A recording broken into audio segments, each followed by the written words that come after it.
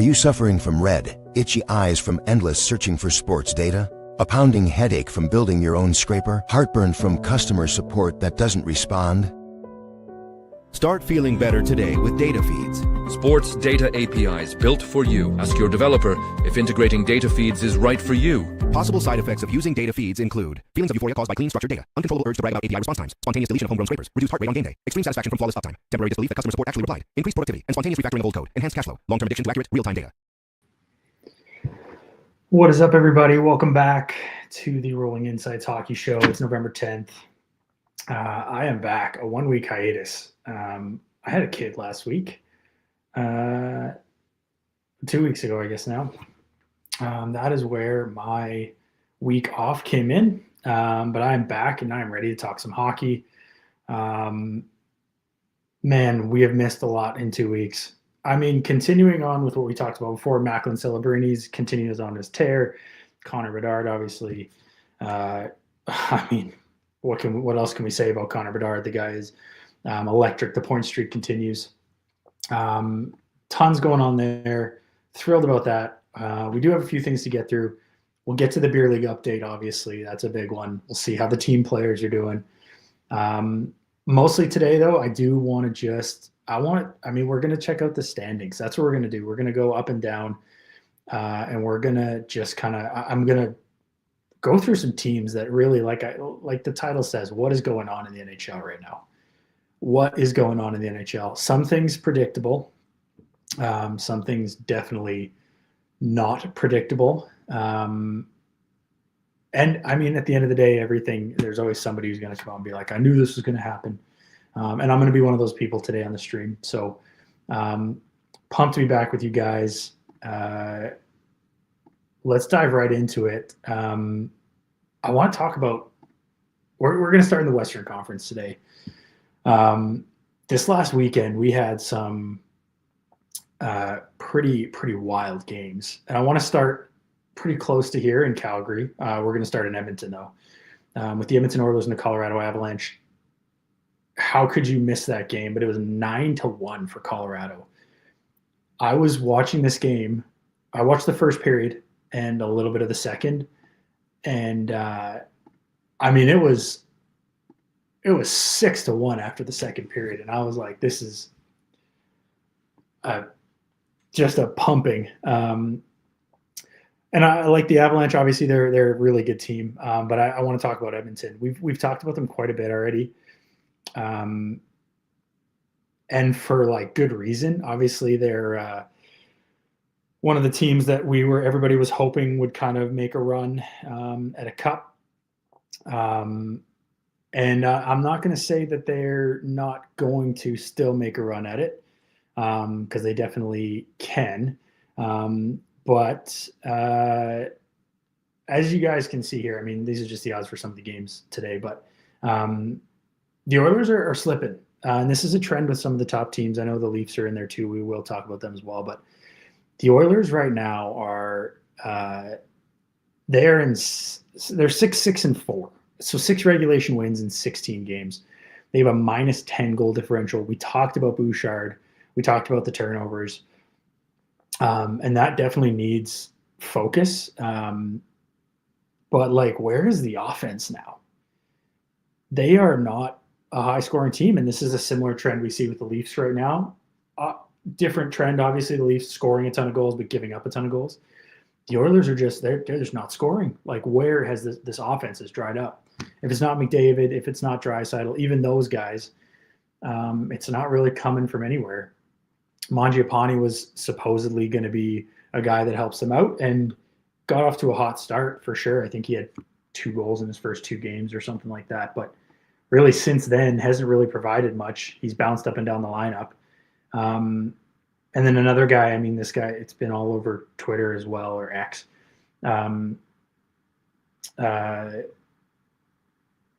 Trent Frederick, with 1 goal in 16 games to start the season. 1 point in 16 games, really. He's played in every game. He's got no assists. And on the other side, too, if you look at his whole stats over the whole time he's been with the Oilers, I think it's 30 some games, and he's got like 3 points. It's not a good look.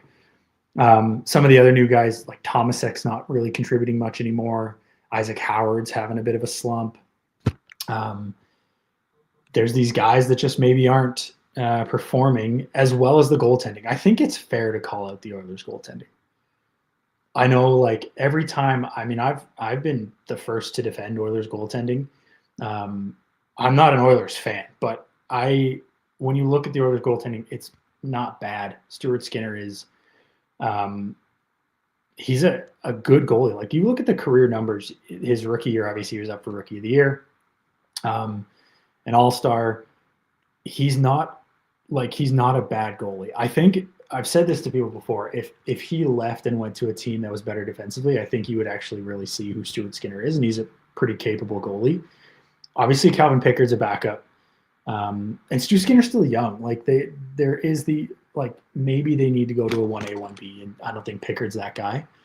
And where do you go for goaltending help? I really just think it's this structure of this team and how they play is just not going well right now. Ekholm's kind of taking a step back. His age is starting to show. Just re-signed him. Obviously, that's a big thing. Bouchard has been typically a slow starter. I heard Bob Stauffer talking earlier today. The career numbers in the first couple months of the season aren't good. So maybe this is just one of those times. And he does seem to turn it on in the playoffs. But, I mean, this is a team like the Leafs that, like, you know, it's going to have to be a big turnaround here. And obviously losing 9-1's a pretty big kick in the pants. So, as you can see here, we'll look at the odds here. They have Columbus at home tonight. And if this isn't a game that screams the Oilers need to win, I don't know what is. And honestly, I'm betting hard on them. I'm going to take a -1.5 tonight. Columbus is a good team. They're no slouch, but Edmonton needs this game desperately. And I could see, like I've heard it said as well, I could see if this game starts going south early, like a 2-0 hole early, fans could be there could be some boos, for sure, boos. But, you know, never know. Jersey on the ice. As a Leafs fan, I've seen that more than my fair share of times. Would love to see it somewhere else because it's always a big deal when it happens in Toronto. Would love to see it happen in Edmonton. Although I don't think that's going to happen. I think they're going to bounce back big tonight. And the thing about Edmonton is it's ridiculous a little bit because they might bounce back tonight, win the game by 4 goals, and the team still doesn't play well. It's just McDavid and Draisaitl had one of their games where they just decide that they're the best players in the world, which they are. They're just not proving it right now. So Edmonton's one of those teams. I mean, they're 16 points, only 2 points out of a playoff spot right now.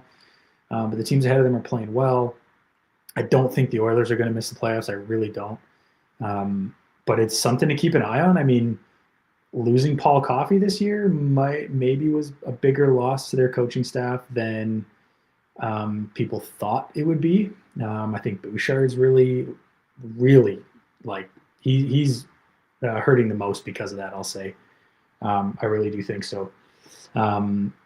But anyway, so the Oilers, we'll see tonight. I'm betting hard on them, -1.5 on the money line. Or, sorry, -1.5. I'm betting on them. I was looking at the money line, and honestly, I just feel like -1.5. They'll get an empty netter if they're up. McDavid will burn somebody and get an empty netter. Another one I would look at is McDavid over 2 points. That feels like another one that's a slam dunk. Just because of how, I mean, there's a video going around of him at practice calling out Bouchard, which is good. It looked like he was calling out Ekholm too, if I'm being honest. And good for him. That's a true captain. Like, Ekholm's an older player, but you shouldn't be holding back on guys like that. Ekholm has not played well. He's been terrible. Don't hold back. I think it was the right call if he was calling out Ekholm as well. But that should be a good one. That one's on Prime tonight. So love the Prime broadcasts. Saw something posted about how awesome the Prime broadcasts are. I think they're great. That's a great development that the league has brought in. Other games tonight, we'll go through these pretty quickly. because then I want to get back to more standings talk. Islanders and Devils. I mean, the I take the Devils on the money line if you're going to do anything. The Islanders are once again kind of a team in the middle, as they always are, a 500 hockey team. And the Devils are playing really good hockey right now. 7-3-0 in their last 10. They've won 2 in a row. 11-4-0 in the season, competing for that Metro division. I'll take New Jersey there for sure. Good pick. Predators and Rangers. I am not sure there's ever been a game. Well, that's a lie. There has been. This is maybe a game that I have negative interest in watching. I think I would rather watch almost anything than watch the Nashville Predators against the New York Rangers. The Rangers are not good at home, and that's not new. They have an 0-6-1 record at home and a 7-1-1 record on the road. And Madison Square Garden is usually a pretty good arena for them, usually home cooking. But I don't even think they've actually scored more than 6 goals at home so far. And it's 2 months, or it's a month into the season, a full month into the season. There's 16 games. They played 7 games at home. They're averaging they're under a goal a game at home, which is astonishing.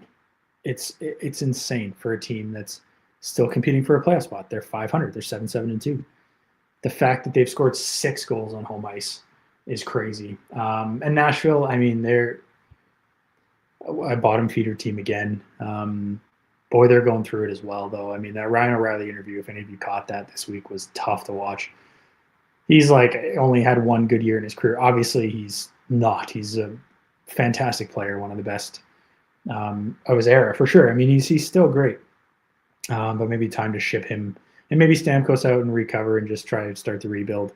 That project that Nashville was doing where they're signing all these big free agents just did not seem to pay off. And I don't see really a path back for them. Saros is not going anywhere. I don't think you can really do anything about it. He's still decently young. I know the Oilers would love to get him, but they are kind of capped out. That's not really an option there. So Nashville and the Rangers, I don't really have anything there. I think Trocheck's back tonight for the Rangers. That'll be a boost for them. Maybe they'll be able to score more than 1 goal. That would be incredible to see. But that's going to be, to me, a pretty low-scoring game anyway. Nashville doesn't score a lot of goals, neither do the Rangers on home ice, obviously. And then the late one is Vegas and Florida. A real good game if both teams are healthy. The unfortunate thing is Florida is not healthy right now. And they are not playing great either. They are 7-7-1. We'll get into this when we talk about the standings, but the amount of teams that are sitting around that 500 mark is crazy. But yeah, Vegas, Florida, I mean, it's still going to be a good game. Florida is still an exciting team to watch. Brad Marchand's I got this so wrong. And I had people call me out about it because I did season previews and I had the Panthers missing or barely squeaking in or missing the playoffs. And I said that I don't think Brad Marchand can keep up to his playoff pace. And well, I'm an idiot because he's got 10 goals. He's like 3rd in the NHL in goals, 16 points in 14 games, on pace for like a 95-point year. And like, I should have seen it coming. I mean, of course, everybody's missing out of that lineup and he just steps up. So we'll see. I mean, the decor is not like that. The decor is pretty much healthy. Excuse me. Baby stuff, I'm tired. The decor is still pretty much the same from last year, obviously losing Nate Schmidt. But that holds up. Sam Bennett's not having a great start to the year. 3 goals in 15 games. But they just got to get in. They get into the playoffs, and Sam Bennett will score 20 or something like that in the playoffs.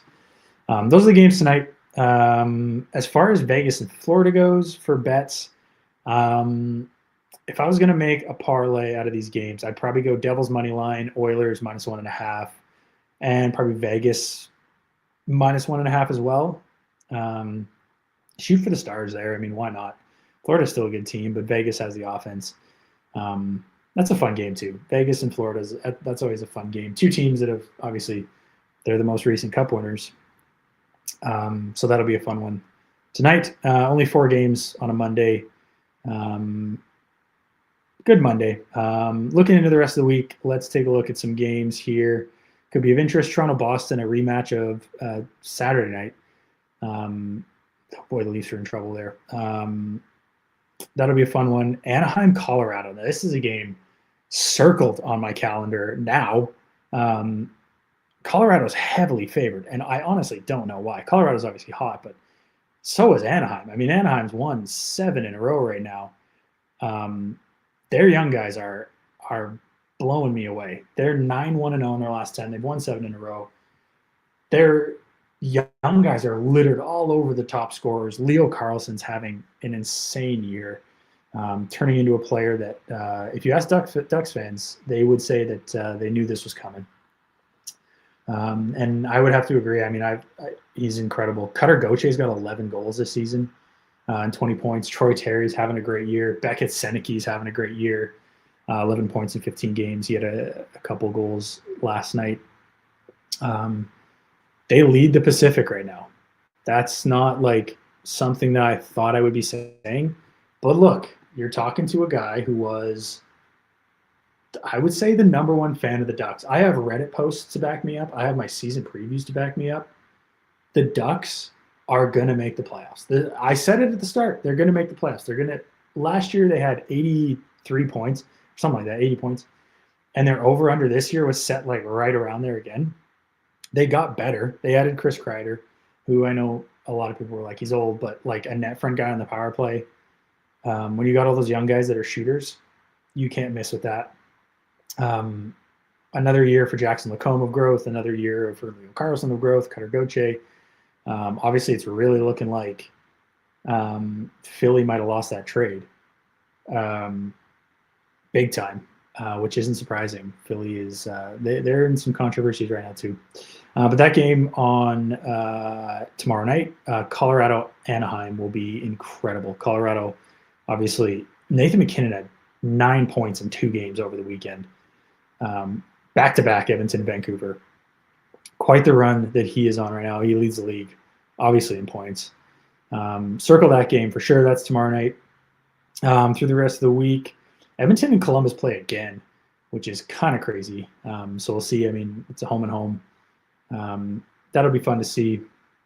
Rest of the week, I mean, Battle of Florida. That'll be a good game.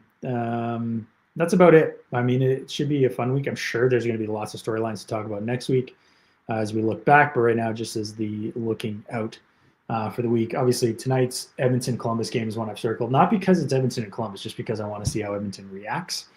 And then Anaheim, Colorado. Obviously, will be a fun one.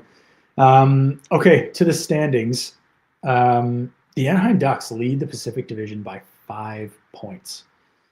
They are 2 points behind Colorado, and that would be in the leading league. That would be the President's Trophy right now. They've only played 15 games, so if they win, if they beat Colorado tomorrow night, they will take over sole possession of first place in the league, which is insanity, if you ask me. Lucas Dostal's playing great. They're scoring a lot of goals. They're great at home. They're great on the road. The young guys are showing up. And like, even if you don't project Leo Carlsson and Cutter Gauthier to continue at the pace that they're going, which they probably won't, even if you project them out to like 75% of what they're doing right now, they're going to be just fine. And that Pacific Division right now does not look all that threatening. And there's room for somebody like Anaheim to step in. Obviously, we talked about how Edmonton's struggling. They're in the basement of the division with Calgary and Vancouver. San Jose's gone on a bit of a tear. They're above 500. Their odds to make the playoffs right now, we're at 14%, which I think is the highest in years to make it. Good to see from them. Seattle's obviously playing some decent hockey as well, although they've struggled a little bit lately. LA's kind of bouncing back as well. But Anaheim Ducks, like, I want to say who saw this coming, but like, I did. I put out the hot take out there, and I didn't even think it was a hot take when I put it out there, but I put it out there on Reddit, and I said the Anaheim Ducks, bet this team to make the playoffs. Bet this team to go over their point total. Bet this team to make the playoffs. And like, honestly, kind of got shredded for it. I put it out there as like, not even thinking it was that hot of a take. And everybody was like, they're probably going to do worse than they did last year. You can't bank on young guys, obviously. Chris Kreider's slow. Adding him was pointless. Jacob Trouba is like terrible captain, all this stuff. Granlund, all this stuff that was thrown at me about it. And like, lo and behold, one of the best goal differentials in the league, one of the most fun and exciting and fast teams to watch in the league. And like just an overall good story. It's fun when the Ducks are good. I remember like I don't know the year now. Whenever they used to play the Flames in the playoffs, and and Edmonton too. When Anaheim played Edmonton in the playoffs and they came back, like the Duck Pond gets rocking if that team is good. It's always fun to have a late night team in the playoffs too. It's always good when the Kings are in there too. You get the late night cap.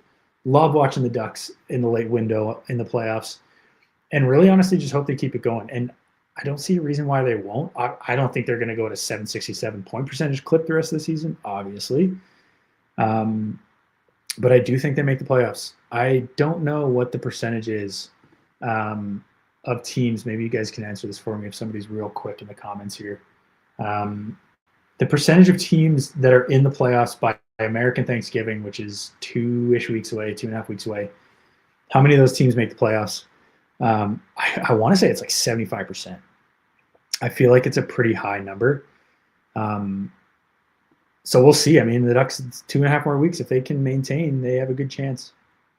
But I do want to talk standing flips here, specifically really just in the Atlantic and the Pacific is where you're seeing it the most. Vegas is obviously there, but let's look at the Atlantic. And like, for those of you who know me, and you know what, for those of you who don't know me, probably still know I'm a Leafs fan. And it's pain. Most of the time it's pain. Actually, all the time it's pain. The only happy moment I can remember as a Leafs fan that was like sustained was when we drafted Austin Matthews. And then that first year when we made the playoffs and played Washington and we got beat. And it was like content. You know, you were like, okay, we were supposed to lose. We pushed them to 6 games. I think we lost in overtime actually in that game too, or game 6 to go further, to go to game 7. And it was like peace. You were like, okay, future's here. Brian Boyle was playing electric for the team. Kasperi Kapanen was a young guy coming up. Marner, Connor Brown, Nylander, Matthews, Riley was at his peak. It was just like, it was good. And you really thought they were going to do something. They got Frederik Andersen. Like, it was like they were solidifying to be cup contenders. And since that moment, it's just been like pain. Obviously losing to the Bruins a couple years, losing to Tampa 1 year, losing to Florida 2 years in a row. It's been pain. This year, I don't know what they are. And this is a sentiment that is definitely going around the league right now, is like, no one knows what the Leafs are. No one has any idea. Are they a team that's going to score a lot of goals? Definitely. They do score a lot of goals, which was honestly the biggest question going into the season. Are they going to be able to score goals? Answer to that question is yes. They can still score without Mitch Marner, which is great. But all of a sudden, they're like the worst defensive team in hockey. And I didn't see it coming. I should have. And like, Stolarz is not playing good, but I don't want to blame it all on him because the defensive coverage, like if you watch any highlights of a Leafs game, the goals that get scored against them, there is like not a stick, not a body in sight. It is like, if you watch the highlights from the Hurricanes-Leafs game last night, the amount of times the Hurricanes walk into the slot within like 20 feet of Stolarz and just wired one. It's like, it's crazy. And they missed the net, made a save or whatever. But like the amount of slot shots, the high danger chances they got was insane. And that is like not Craig Berube hockey at all. And he is furious, you can tell. And I don't know what the fix is. I really don't. I think partially Derek Lalonde coming in and taking over some of that decor, maybe that's the guy. Like, I don't think firing Craig Berube is the answer. It's obviously a little bit more on the group, but maybe you tweak some of the assistant coaches and get the guys going. A lot of it's going to fall on Austin Matthews, and for good reason. I would say, like, I am a defender of Austin Matthews for sure. Last year he was hurt for most of the year. I kind of give him a pass on that year. But this year I don't really know what's going on. Like, he had a full off season, full summer to recover. He comes back, He's under a point per game. He doesn't look dominant anymore. Like, I think back, especially in his 69 goal season, there was like a fear every time he stepped on the ice. Not like a McDavid McKinnon fear where you were like, oh man, this guy's going to burn us, like torch us end to end. It was like a fear of like, we're going to lose track of him. The puck's going to find him. And from anywhere in the offensive zone, he's going to bury one. And his shot's coming back, it seems like. But that, like, the power that he has to like body guys off the puck and maintain possession of the puck just doesn't seem to be there anymore. And the stats do kind of back it up. His skating speed's gone down. Like, he's in the bottom half of the league now in skating speed. He's never been a fast guy, but he's never been slow either. So it's a little bit weird to see a little bit of the decline. Obviously, like, he scored 60, then 40, then 69, then 33 last year. He's still going to put up goals. Like, he's got 9 and 16. He's still on pace for 45 goals, right around there, which is a good year. But it's not Austin Matthews. It's not what he normally can do. And I think Leafs fans should be a little bit frustrated with him. But we also don't know what's going on with him, which is also leading to the frustration. And this is where I say the standings are flipped. The Montreal Canadiens lead the Atlantic Division at 10-3-2. The Boston Bruins, who I thought were going to finish bottom 2-3 in the Atlantic, are in second, and the Ottawa Senators are in third. That was not surprising. Montreal and Boston being top 2 in the Atlantic, didn't see it coming. I'll take the heat on that one. I saw the Anaheim one coming. I did not see this coming. And there's lots of time for sure, but Montreal looks so good. They look so fast. If they shore up their center ice position, and I've said this on maybe not a couple weeks ago, but one of our first streams, I think. I love Nazem Kadri. Would love him in Toronto. If there's one team I think that actually could use Nazem Kadri to the best of his ability and to the best of their ability and make a run at the cup, it's Montreal. You add him into that team, and man, that team is good. Their D-core's deep. Dobish is the starter. Just gonna say it. Like, we've gone through fantasy before, our Yahoo League before, and we've looked at like goalies who are available. Dobish is available. He is the starter now. Montembeault, don't know how he was invited to the Four Nations. It was kind of just a hope. And now Dobish is the guy, and he's taking over. And Montreal looks like they're going to kind of run away with the division. Like, Boston's not going to keep it up. They just don't have the team to do it. They've won 6 in a row. They're just on a crazy heater for no reason. And I say no reason because, like, no business if you look at their team doing this right now without McAvoy too. But yeah, the standings just are flipped. Toronto and Florida are near the bottom. Obviously, Pittsburgh's having a great year. Washington's near the bottom. It's like these top teams that were so good last year just are struggling to start the season. And it's the parity in the league, right? Like, it's not the same. This is why when they talk about expansion, I'm like, I don't feel like it's a good idea. There's already not enough star players to go around. They're already kind of grasping at straws for some of these teams. But the fact that no team is like, okay, let's take out Calgary is the outlier. They're at a 294 win percentage. Outside of them, no one's really below a 400. Most teams are hovering around 500. St. Louis and Nashville also a little bit below. But every other team 500. I think this has got to be the latest in the season, and it's only a month in, that we've had this many teams hovering around 500, and not really one team outside of Colorado and Anaheim to an extent that are like kind of running away with things and making a statement this early on. It is crazy. Like, I'm genuinely shocked. Edmonton and Toronto seem to be the stories on the bad side of the league for me. Anaheim and San Jose. San Jose strictly just because of Celebrini on the good side. And Chicago's in the playoffs right now. They have a better record than the Winnipeg Jets, which who saw that coming? Definitely no one. So yeah, I mean, that's a look around the league. Some of these stories, like, it's crazy. If we look at, like, let's look at the stats here briefly here. I want to bring this up. The league leaders, obviously you've got Nathan McKinnon, 29 points. Then the next three, Leo Carlsson, Connor Bedard, Macklin, Celebrini. That is exceptional for those three guys. Like, Connor Bedard's point streak has been insane. Macklin Celebrini is going to make the Olympic team. So is Bedard, strictly because of the start to the season. This is incredible. Nylander's next, Eichel's next, Makar, McDavid, Kaprizov, Scheifele.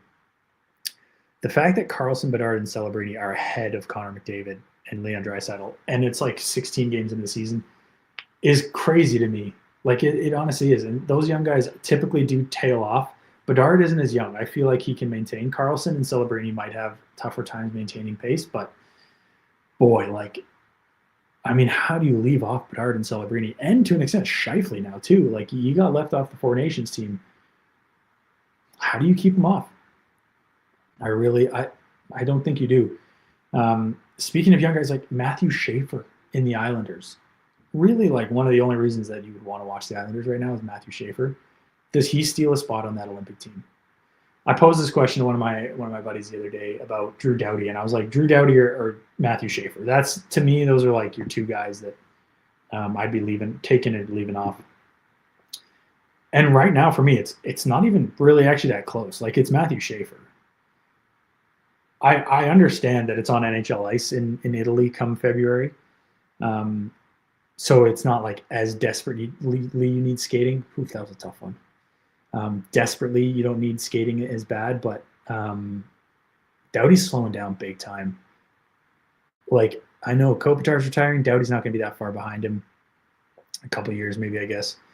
But I'm taking Matthew Schaefer over Drew Doughty. I'm taking Macklin Celebrini on the team. I'm taking Connor Bedard. I'm taking Mark Scheifele. Like, those guys are locks for me at this point. I know they have to have the rosters in, I think, in December. Like, they just have to stay hot till then. Like, they can do it. Wouldn't be surprised. Let's look at the odds here to win. Let's look at the odds to win the Stanley Cup, because this is always a lot of fun. Let's see how they've moved here. Anaheim's gone up. I mean, 6,000 to win the Cup. That's jumped quite a bit. I mean, they're hanging in like territory with some teams that I thought were going to have a lot better odds. Montreal at plus 4,500. That's still good value. I think if they add, they can definitely do it. Almost more than Edmonton. Like, Edmonton's at plus 900. I would take Montreal to win the Cup right now over Edmonton, based on where they're at. Kind of impressive. Anaheim to win the division at plus 2,500 is also a fun one. Strictly because that Pacific division should be either Vegas or Edmonton, and Edmonton's slipping a little bit, plus 290. It's not great value there. Don't really like that at all. Vegas plus 165, also not great value. If you're going to take a shot at it, like, why not try to just take the Anaheim Ducks right now? Take the shot. I think it would be fun. That's it for NHL. Real fun talking about the NHL. I love it. We'll do a beer league update here. Once again, I haven't played with Steve since. I know we talked about we're going to get some highlights. We're definitely going to do that. Stay tuned. That'll probably be one of our biggest streams, I would assume. That's going to be a lot of fun.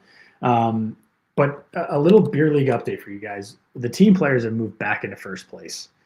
A little bit of time in the middle of the pack. And this is what happened last year to us too. We turned it on second half of the season, or right around November, once we got our feet under us. 7-4-1 right now. We're leading the league 15 points. We are looking pretty good. 82 goals for, which isn't the highest in the league, but we do have a good goals against as well. And we're flying. We had a big win this week against the Buzzards, who are a top team as well. That was a good win for the boys. I got to play in that one. Had a couple assists, 3-point game. I mean, we're going to talk about Jordy Berger again, just because the guy's got 23 goals in 10 games, which is out of this world, insane. Buried 2 again last night. We had another win last night. I wasn't there, but another win last night. 2 in a row this week. The boys are on a 3-game heater. Exciting times for the team players. I know you guys love these updates. We're going to get video. This is where it might not even be of Steve, but we're going to get some video eventually here, of some highlights. We're going to show them to you. We'll break them down. We won't be able to get a Sportwise data space for it. Though I really wish we could, because it would be a lot of fun to power rank the players. Obviously, we know Jordy's our leading goal scorer, but a lot of fun there. Thanks for joining me, you guys. Bit of a shorter one, but it was just a blast getting back into it. We will catch you guys next week. Just overall, just good to be back. Thanks for jumping in. We'll chat to you guys next week. Are you suffering from red, itchy eyes from endless searching for sports data? A pounding headache from building your own scraper? Heartburn from customer support that doesn't respond? Start feeling better today with data feeds. Sports data APIs built for you. Ask your developer if integrating data feeds is right for you. Possible side effects of using data feeds include feelings of euphoria caused by clean, structured data, uncontrollable urge to brag about API response times, spontaneous deletion of homegrown scrapers, reduced heart rate on game day, extreme satisfaction from flawless uptime, temporary disbelief that customer support actually replied, increased productivity, and spontaneous refactoring of old code, enhanced cash flow, long-term addiction to accurate, real-time data.